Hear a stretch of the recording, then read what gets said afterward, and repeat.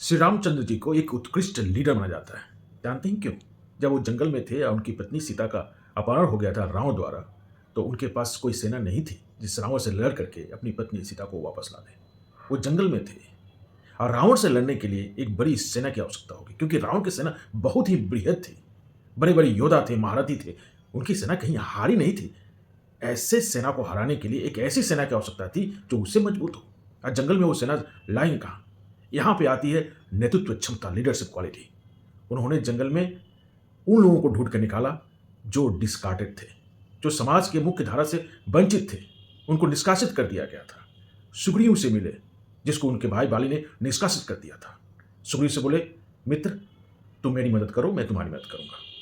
यमवंत जी बूढ़े हो चुके थे, समाज के मुख्य धारा से कट चुके थे। उनको बोले कि आप आइए, आप हमारे सलाहकार बन जाइए। विभीषण अपने भाई रावण से नहीं पड़ती थी, वो भी निष्कासित हो चुका था। उनको बुलाए, बोले आइए, आप इंफॉर्मेशन दीजिए, सूचना दीजिए। नल नील की खोज हुई, अंगद जी आए, और सबसे महत्वपूर्ण हनुमान जी, जो कहीं एकांत में बैठ करके ध्यान कर रहे थे, वो अपनी शक्तियां भूल चुके थे।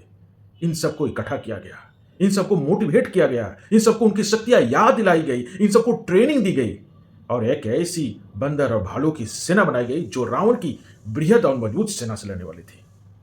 ये सबके कल्पना से परे था कि रामचंद्र की बनाई हुई सेना ने जाकर रावण की बृहद और मजबूत सेना पर विजय प्राप्त कर ली।